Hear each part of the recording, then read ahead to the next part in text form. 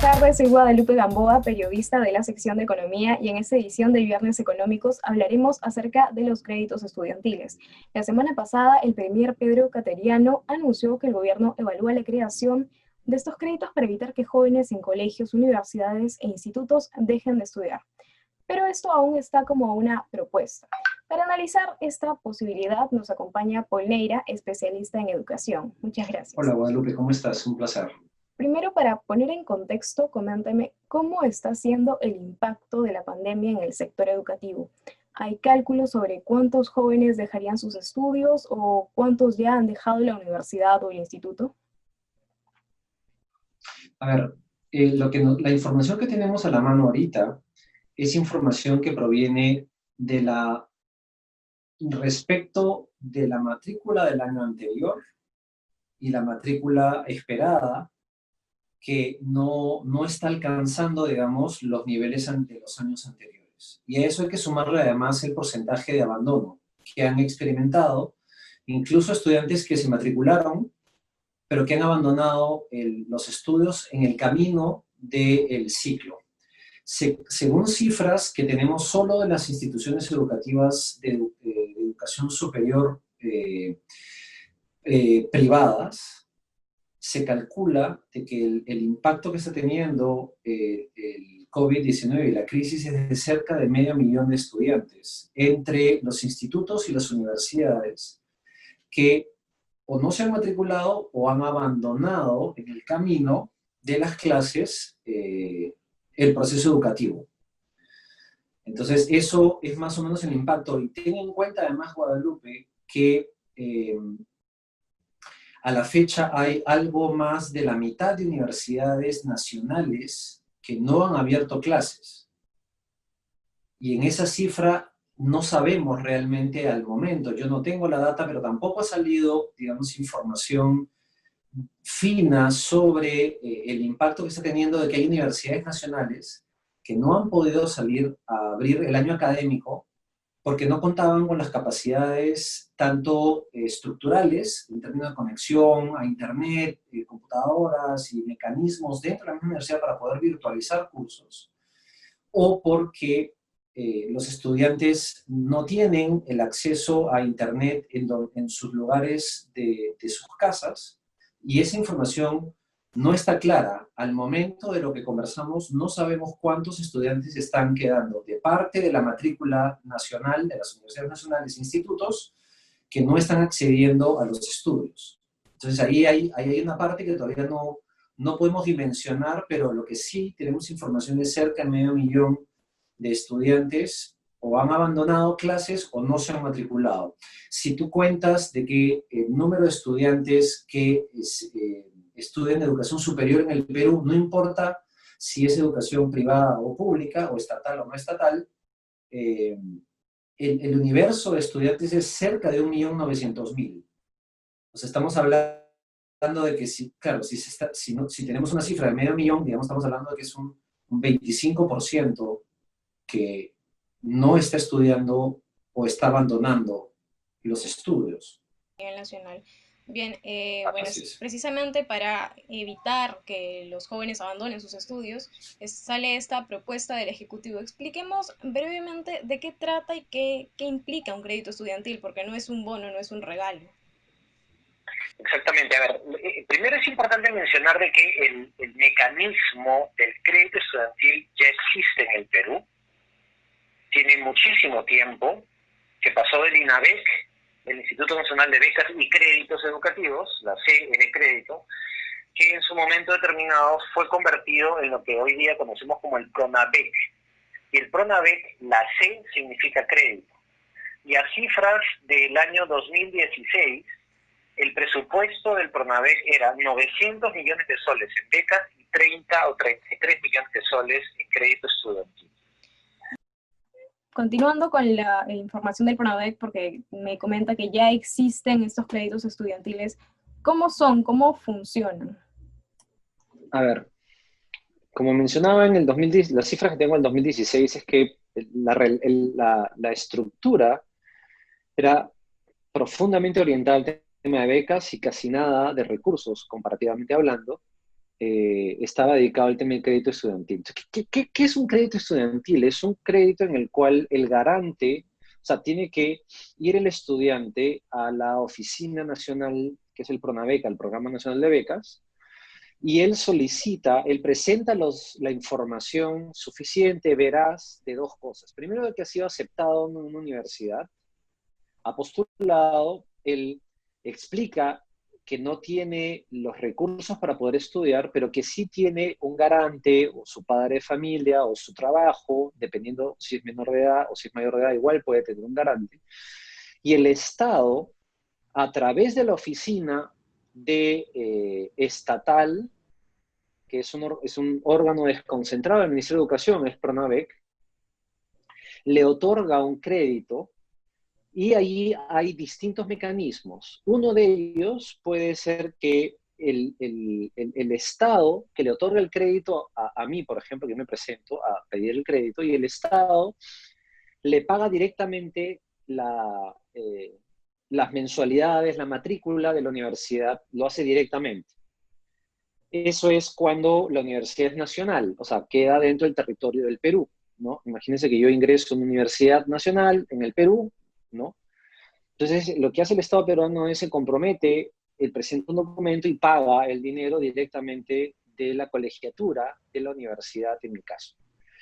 Pero también hay créditos estudiantiles que tienen una lógica de ser pagados en otros países. Entonces, ahí lo que hacen es, le piden al estudiante que abra una cuenta.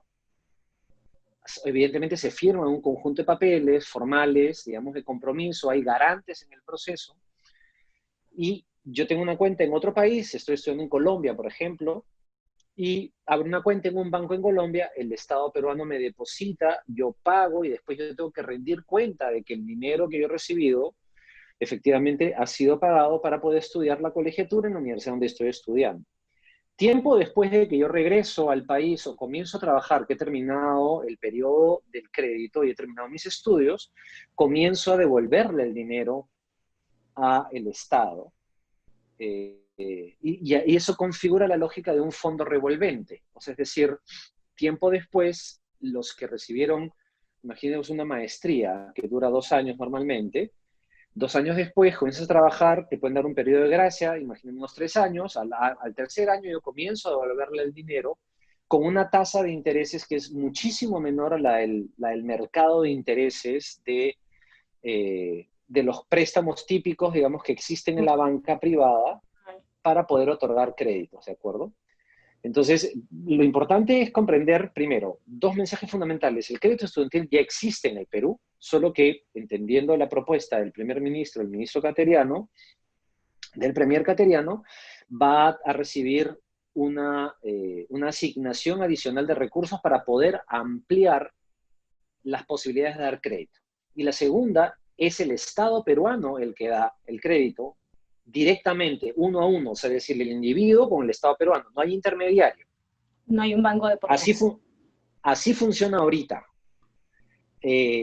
Yo he visto algunos mensajes de Twitter diciendo, no, le van a dar un negocio a los bancos, etcétera. Bueno, como está establecido el reglamento y funcionamiento del crédito educativo, ahorita es el Estado con el individuo, con la familia. O sea, con el chico que gana, la chica que gana, o sea, que ha entrado a la universidad y que se presenta para hacer el proceso, tiene evidentemente que pasar por un proceso de evaluación para poder otorgarle el crédito, ver un tema de garante, etc. Entendemos además que al ampliarse esto, yo esperaría de que haya unos mecanismos muy inclusivos en Actualmente, este ¿bajo qué procedimiento. condiciones? Actualmente, ¿bajo qué condiciones se entrega? Porque hay, aparte de que tenga un aval, hay otros requisitos.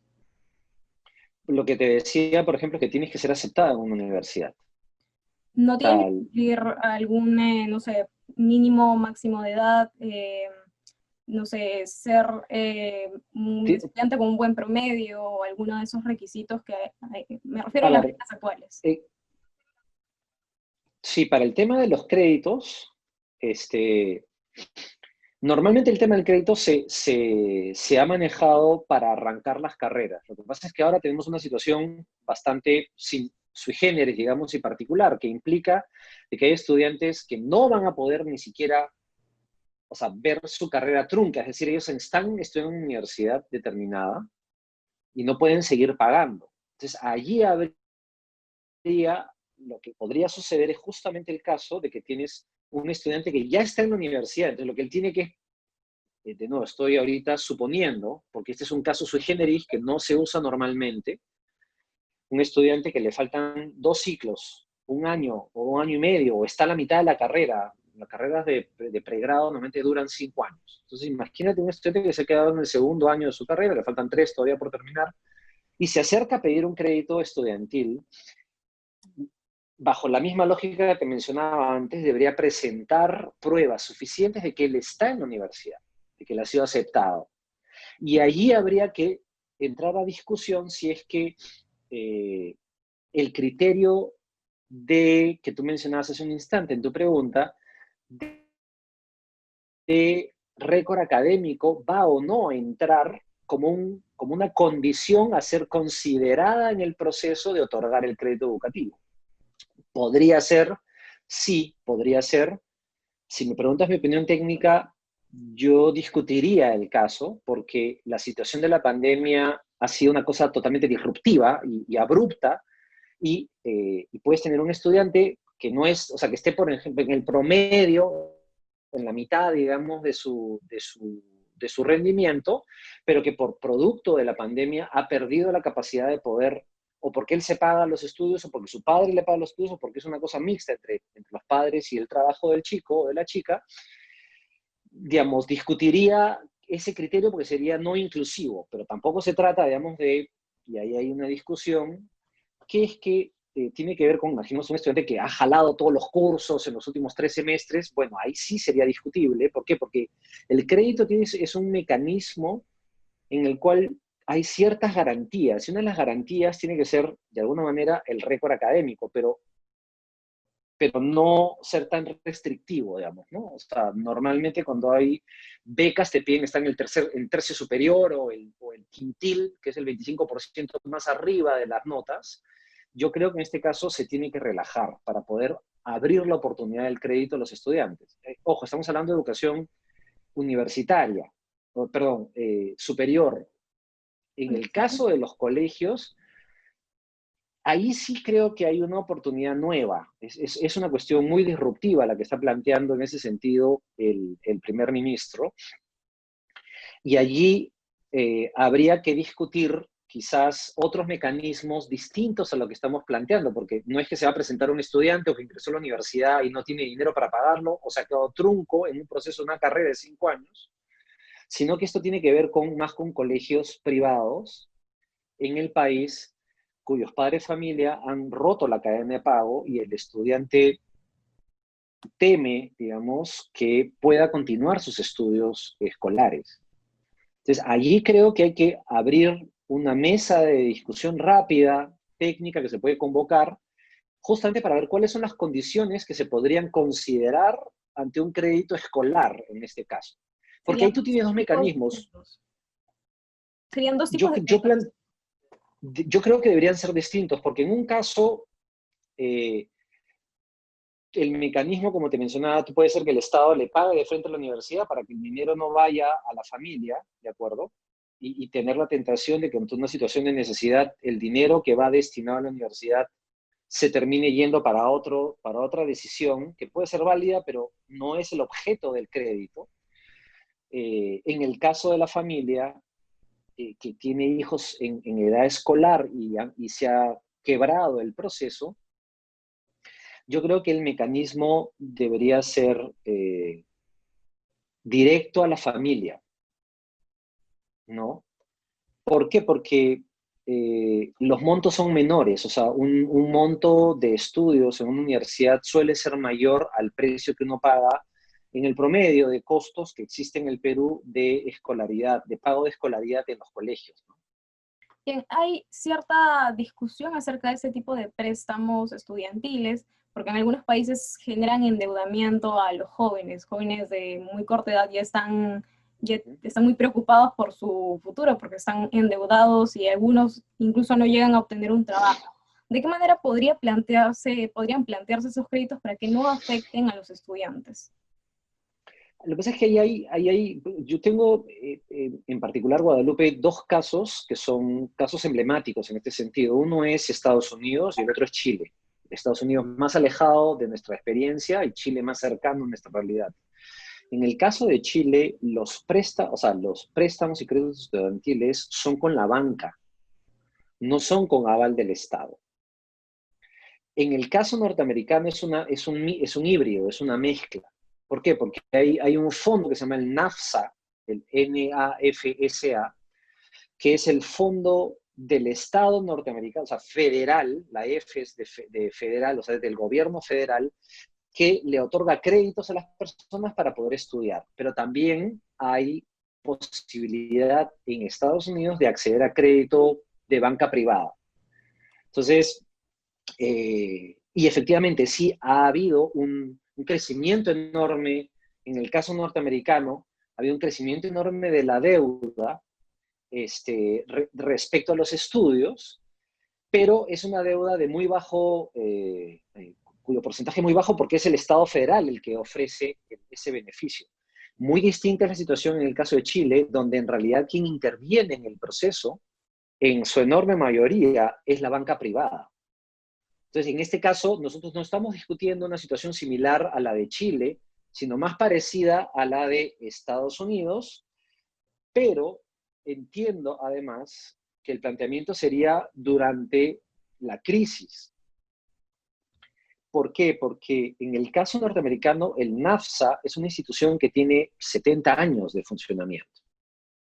O sea, realmente cuando regresaron, o sea, toda esta narrativa de los baby boomers, que fueron los que empujaron el crecimiento de la educación superior en Estados Unidos, es producto de mecanismos que el mismo gobierno federal metió dinero para poder hacer que los estudiantes, poder hacer que los jóvenes que nacieron después de la Segunda Guerra Mundial y eran posibles de estudiar en el colleges o en las universidades, puedan acceder a los estudios. Entonces, es una política que tiene, digo, 60 años en Estados Unidos. En este caso, entiendo que es una medida de mitigación del efecto que está teniendo. Y me parece, en ese orden de ideas, correcta el planteamiento del primer ministro. ¿Por qué? Porque el costo de oportunidad que significa perder ese 500.000 de estudiantes solo en la educación privada superior, entre institutos y universidades, le va a costar muy caro al país dentro de 5 o 6 años. Porque ese grupo de estudiantes no va a ser mano de obra calificada, no va a tener estudios superiores y el problema que van a tener que enfrentar ellos en el corto plazo, es decir, en los próximos 2 años, es que no van a haber terminado ni los estudios y no va a haber trabajo, porque la economía va a tardar en recuperarse. Entonces, ¿a dónde se van a trabajar? ¿Cómo se van a mantener? Que sería ¿Cómo van a... lo informal.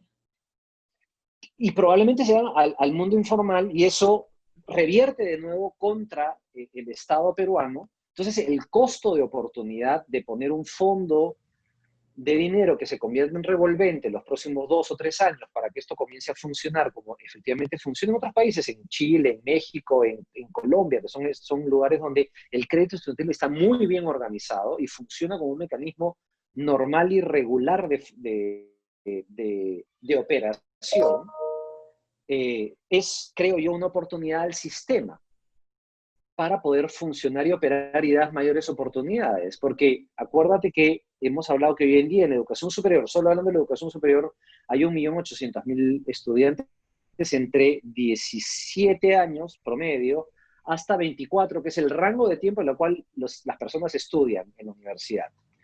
Pero en ese rango etario, de 17 hasta 24, hay 8 millones de personas. Hay 8 millones de jóvenes. O sea, significa que estamos capturando realmente el 24, 27% de la población que podría estudiar. Y eso... Para ese porcentaje, ¿cuánta inversión se necesitaría de parte del Estado? Mira, haciendo cifras no tan finas con el equipo en The Learning Factor, que es donde yo trabajo, hemos calculado que en un primer momento porque además entendamos de que este es medio año, o sea, no es una corrida completa de un año, ¿de acuerdo?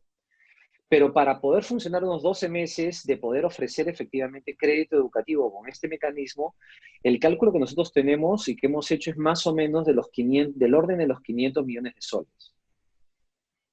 Para ese Si tuviera, 100%. claro, exactamente, para poder hacer este empuje, digamos, respecto al... Pero es, ojo, de nuevo, es un crédito. O sea, es importante además diferenciar entre gasto e inversión. En este caso, la beca es un gasto, porque tú inviertes en los estudios de la persona y no sabes si él va a terminar trabajando de repente en Colombia o en Argentina o en Estados Unidos, porque terminó la carrera y él se va, porque es una beca. En el caso de la inversión de crédito, es un crédito revolvente, o sea, es un fondo que regresa y que obliga a, si tú estés trabajando en Noruega y hayas estudiado en la Universidad Nacional de Ingeniería, Ingeniería de Petróleo, si terminas en el Mar del Norte, digamos, trabajando en un pozo petrolero, tú le vas a tener que pagar al fondo para que vuelva. Entonces, hay una lógica de inclusión bien interesante en el mecanismo del crédito. Por eso es que hay que discutirlo para poder implementarlo. Bien, muchas gracias por sus aportes. Ha sido información muy interesante. Espero que haya sido de mucha utilidad para nuestro público. Conmigo será hasta la siguiente edición de Viernes Económicos.